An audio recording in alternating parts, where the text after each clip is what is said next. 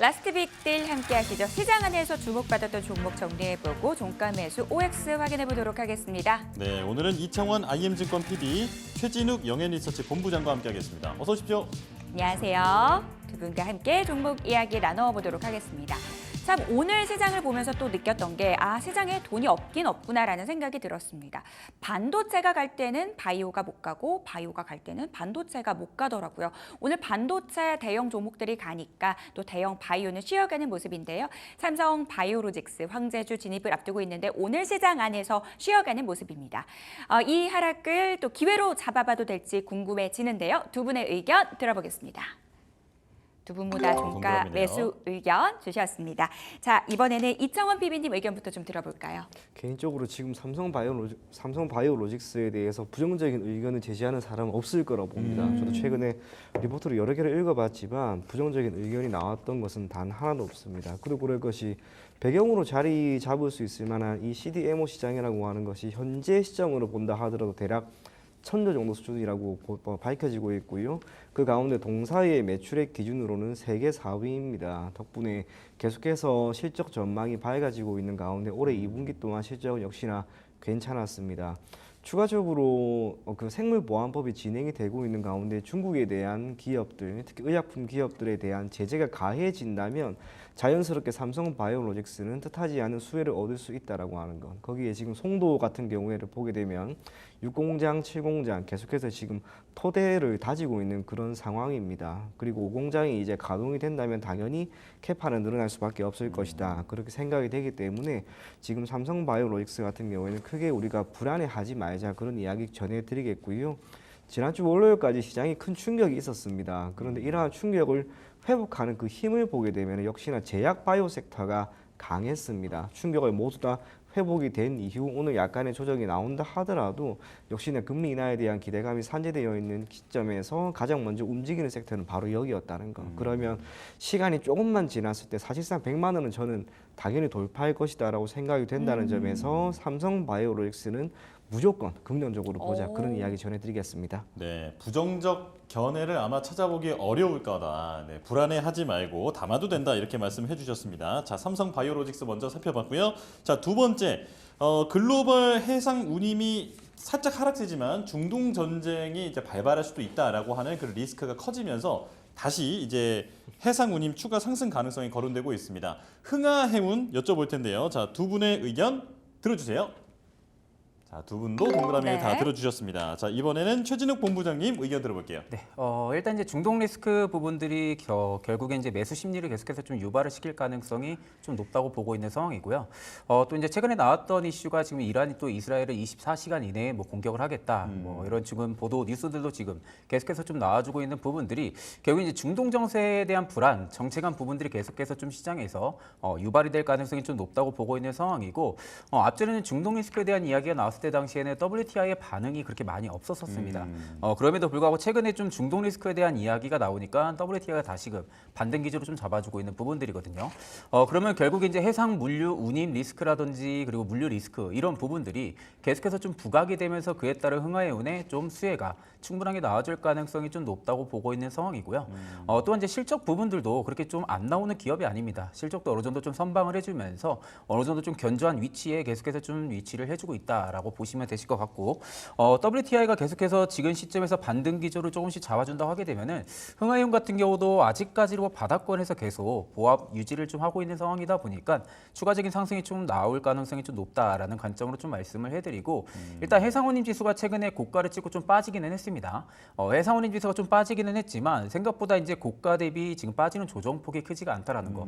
그렇다 하게 되면 결국 지금은 어느 정도 숨고르기 이후에 재차 좀 반등이 들어와주게 된다고 하게 되면은 다시 한 번 더 해운주 쪽에 대한 매수 심리 사이클이 좀 돌아줄 가능성이 높다라는 관점으로 좀 말씀을 해드리고요.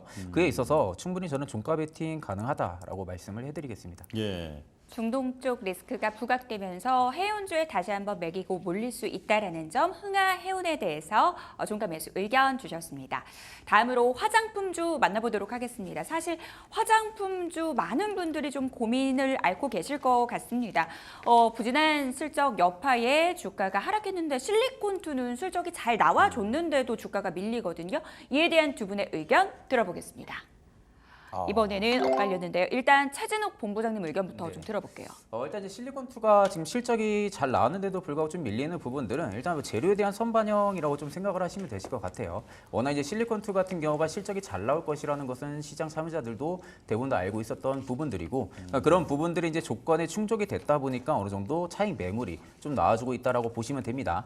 다만 지금 차익 매물 자체가 그렇게 강하게 안 나와준다라는 부분들은 재차 좀 어느 정도 주가가 보합권에 좀 쉬어가는 모습들 그리고 물량을 일부 어느 정도 좀 소화를 해주는 모습 이후에는 좀 추가적인 상승이 좀 나와줄 가능성이 높다라는 관점으로 좀 말씀을 해드리고 특히 지금 해외 시장 진출 확대 부분들의 속도를 계속해서 내고 있는 상황이다 보니까 좀 그에 따른 매출 성장세도 오히려 상조하고 흐름들이 꾸준하게 좀 나와줄 가능성이 좀 높다라는 관점으로 말씀해드립니다. 또한 지금 상반기 대비 하반기 같은 경우 미국의 또 블랙 프라이데이까지 앞두고 있는 상황이다 보니까 오히려 이제 4분기부터는 쇼핑 성수기라고 좀 진입을 하게 되거든요. 쇼핑 성수기에 좀 진입을 하게 되면서 좀 그에 따른 매출 역시도 상조하고 흐름들 충분히 따라갈 가능성이 좀 높다라는 관점으로 좀 말씀을 해드리고 지금도 계속해서 뭐 K뷰티에 대한 인지도가 좀 올라가주면서 그에 따른 뭐 푸드나 패션 쪽으로 카테고리도 계속해서 좀 확장을 하고 있다라는 부분들이 외형 성장까지도 좀 촉진을 시킬 가능성이 좀 높다고 보고 있습니다. 대신 이제 지금 박스권을 좀 형성을 해주고 있는 모습들인데 지금 라인에서 이제 가장 베스트 구간들은 한 4만 원대를 이탈 안 해야겠죠. 일단 4만 원대를 이탈 안 해준다 하게 되면은 추가적인 박스 상단까지 한 번 더 리테스트하려는 움직임이 나와줄 가능성이 높다라는 관점으로 볼 때는 충분히 손익비 매매가 좀 좋은 그런 구간이라고 보고 있는 상황입니다. 하반기 매출 증가 기대감 살아있는 실리콘2 종가 매수해와도 되겠다라는 부분도 말씀해 주셨어요. 이청원 PB님께서는 X 의견 주셨는데요. 실리콘2에 대해서만 X를 주신 건지 화장품주 전반에 이제 조심스러운 접근이 필요하다라고 보시는 건지 궁금하거든요. 전체에 대해서 지금 조심해야 된다. 왜냐하면 네. 오늘도 사실상 화장품 관련된 기업들의 지금 수출 데이터를 보게 되면 여전히 올 상반기에 견인을 했던 뭐 수출이라든지 북미한 매출 잘 나옵니다. 계속해서 늘어나는 추세는 맞긴 맞으나 그거에 반영해서 주가도 이미 선제적으로 많이 올라가는 게 분명히 있다라는 거죠. 특히 오늘 뭐 인그루드 레블리 시작으로 해서 많은 기업들이 지금 말 그대로 주가가 무너지고 있습니다. 이렇게까지 무너지게 되면은 투심이라고 하는 게 쉽게 회복되기는 어려울 것이다라고 보여지고요.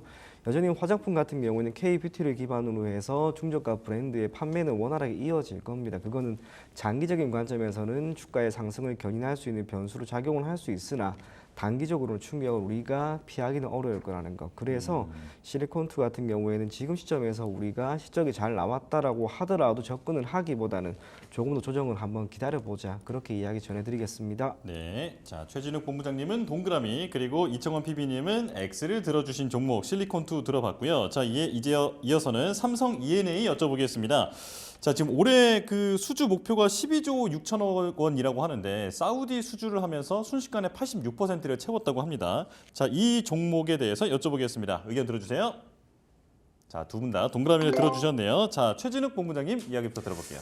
일단 이제 삼성그룹 계열사의 좀 해외 플랜트 기업이라고 좀 보면 되시고요. 앞서서 이제 앵커님 말씀하신 것처럼 지금 사우디의 좀 대규모 프로젝트 부분들에 수지에 좀 가시화가 좀 나와줄 가능성이 좀 높은 상황이고 그에 있어서 일단 인도네시아 쪽에 대한 프로젝트까지도 지금 진행을 하고 있는 그런 기업이다 보니까 실질적인 지금 하반기에 좀 수주 증가에 대한 모멘텀이 일단은 주가에 훈풍을 좀 불러와줄 가능성이 좀 높다라는 관점으로 좀 말씀을 해드리고 네. 그로 인해서 지금 글로벌 플랜트 시장 확대 부분들이 일단은 삼성 E&A의 좀 외형 성장을 좀 촉진시킬 가능성이 높다고 보고 있는 상황입니다.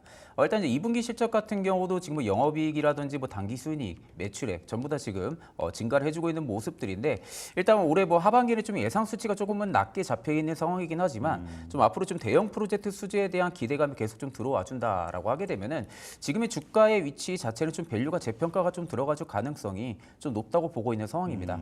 그렇기 때문에 저는 오히려 지금 라인대에서 좀 큰 폭으로 한 26,000원이나 5,000원 이 부분대만 이탈 안 해준다 하게 되면은 저는 충분히 뭐 매수 관점도 가능하다고 보고 있는 상황입니다. 네, 주가 재평가의 어떤 시점이 된 것 같다. 자, 이청원 PB님은 어떻게 보십니까? 개인적으로 주가에 대한 부담이 우선은 크지 않습니다. 주가가 그렇게 많이 올라간 것도 아니고요. 6월 18일에 21,600원을 저점으로 해서 올라간 폭도 그렇게 큰 편이 아닙니다. 하지만 실적은 지금 괜찮다는 거죠. 네. 동사 같은 경우에는 결국에는 플랜트인데요. 이 플랜트라고 하는 것은 크게 두 가지로 나뉘어집니다. 화공과 비화공. 최근 몇 년 동안은 계속해서 신재생 에너지라고 하는 부분이 부각을 받다 보니까 동사 같은 경우에도 비화공 부문에서 매출액이 늘어나고 있는 그런 상황입니다. 계약을 체결함에 있어서도 피드 투 EPC라고 해서 사실상 시공과 조달, 건설 그 모든 것을 이제 통합적으로 다 하고 있습니다. 예전에 비해서 비용과 시간이 지금 절감된다라고 하는 그 효과 때문에 최근 6개 분기 중에 지난해 3분기 딱 한 번을 제외하고는 매 분기마다 정산이익이 발생을 했고요. 이러한 정산이익이 누적되는 가운데 올 연말에는 약 2조 원 수준의 현금까지 확보할 전망이 나오고 있습니다. 13년 만에 주주 환원 정책에 나올 기대감이 있습니다. 그렇다면 실적과 주주 환원 정책이라고 하는 이 두 가지 모멘텀을 본다면 주가는 역시나 조금 더 오르지 않을까 그리 보여지고요. 앞서 앵커님이 이야기하신 것처럼 지금 대략 올해 계획한 수준의 87% 수준 정도의 수주 잔고는 보이고 있습니다만 올 하반기 인도네시아, 사우디 여기에 또 한 번의 수주가 지금 기대가 됩니다. 그 모든 것을 감안한다면 주가는 조금 더 오를 것이다라고 생각을 하고 접근해도 괜찮을 것 같습니다. 네, 삼성 E&A에 대해서 두 분 모두 종가 매수 의견 들어봤고요. 크래프톤으로 넘어가 보도록 하겠습니다. 어제 장 마감 이후에 역대급 실적을 발표했는데요. 오늘 주가 바로 반응하면서 상승세 펼쳐지고 있습니다. 신고가도 경신을 했죠. 증권사에서도 TP 상향 리포트 나오던데 두 분의 의견 궁금합니다. 두 분 모두 종가 매수 의견 주셨고요. 이번에는 이청훈 PB님 의견부터 좀 들어볼게요. 개인적으로 지금 게임 섹터 자체는 매우 선별적으로 우리가 대응을 할 필요가 있습니다. 네. 단순하게 게임 섹터니까 주가가 다 괜찮을 거야. 그게 아니고요. 1차적으로 PC와 콘솔이라고 하는 측면이 부각이 된과 동시에 서구권의 매출이 나오는 기업들, 대표적으로 넥슨 게임즈입니다. 넥슨 게임즈의 최근에 주가 흐름이 좋았는데 크래프톤 같은 경우에는 이 모든 것을 배제하고 모바일이라고 하는 부분에서 승부를 냈고요. 주가는 영업이익이 큰 폭으로 개선이 되면서 오늘 종가 기준이 거의 최고가까지 올라가는 그런 모습을 보였습니다. 이 게임 섹터는 개발사, 퍼블리싱 그 모든 기업들의 주가 흐름과 실적이라고 하는 모멘텀이 뒷받침이 된다면 주가는 오를 수가 있습니다.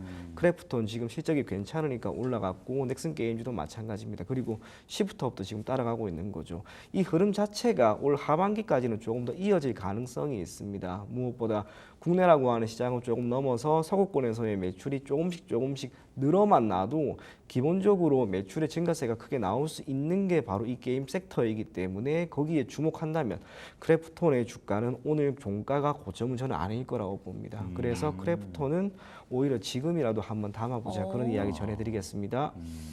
게임주 내에서 선별적인 흐름이 나오고 있다라는 점 다 가는 것은 아니다. 실적이 나와주는 뒷받침되는 종목을 중심으로 한 상승세 오늘 시장에서도 확인되고 있습니다.